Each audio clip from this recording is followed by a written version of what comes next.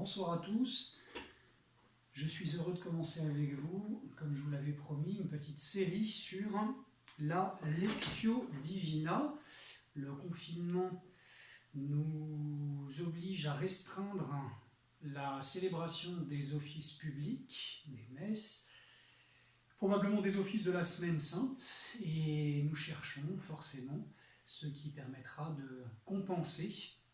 Alors parmi les pratique tout à fait traditionnelle dans l'Église, il y a cette Lectio Divina, cette lecture priante et attentive de la Sainte Écriture. Voilà. Alors, qu'est-ce qu'on entend par Lectio Divina ? On repart d'une question très simple. Nous plaignons souvent du silence de Dieu, et pourtant, Dieu a parlé. Dieu a parlé, Dieu a 35 000 choses à nous dire, comme les 35 000 versets, les 35 000 parties de la Sainte Écriture ou de la Bible.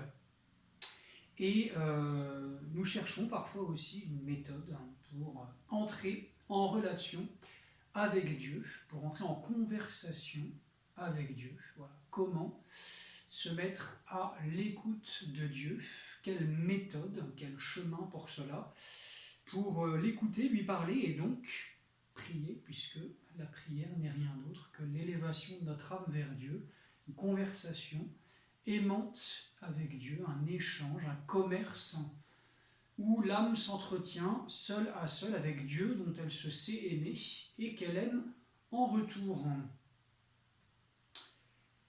Voilà, donc retenons cela, Dieu a 35 000 choses à me dire, comme les 35 000 versets de la Bible.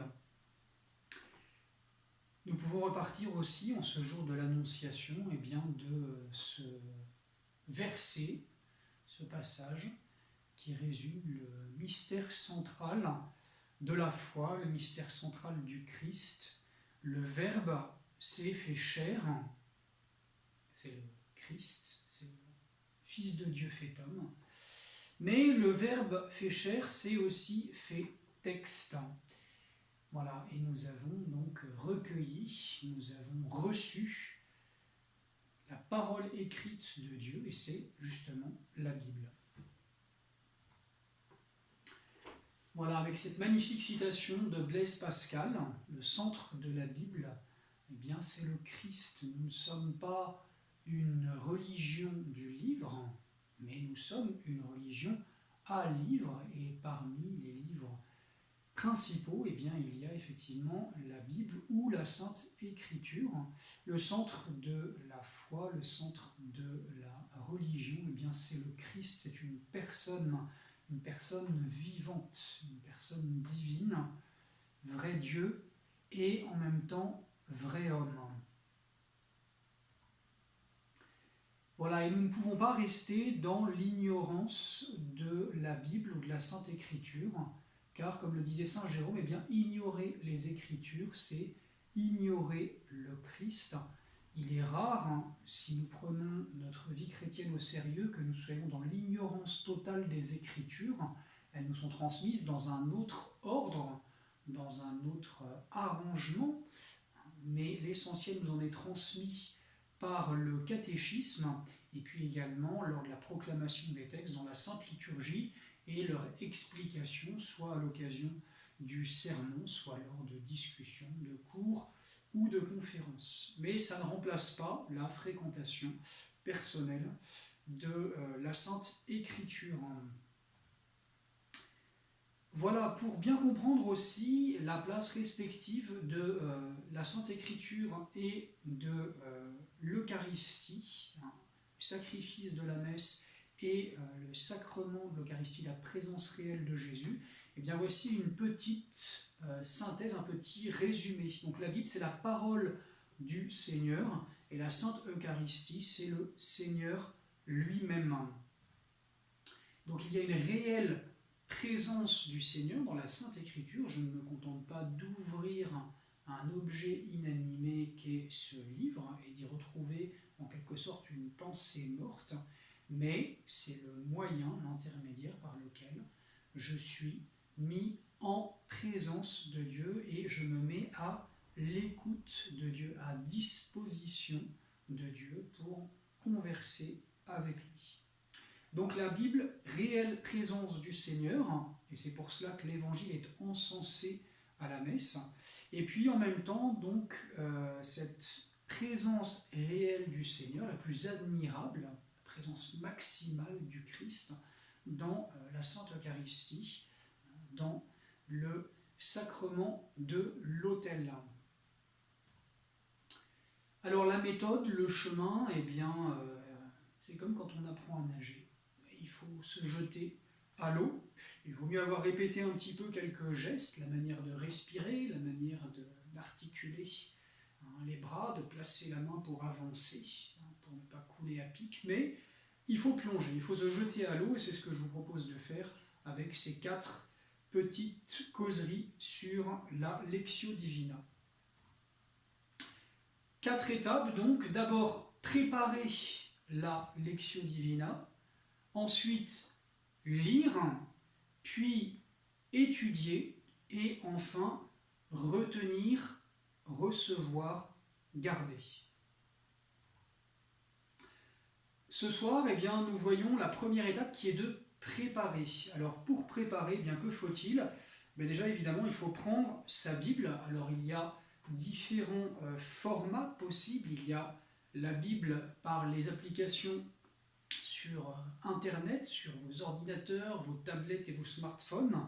Voilà, notamment la Bible de Jérusalem ou la Bible Crampon que vous pouvez télécharger en ligne, à laquelle vous pouvez accéder.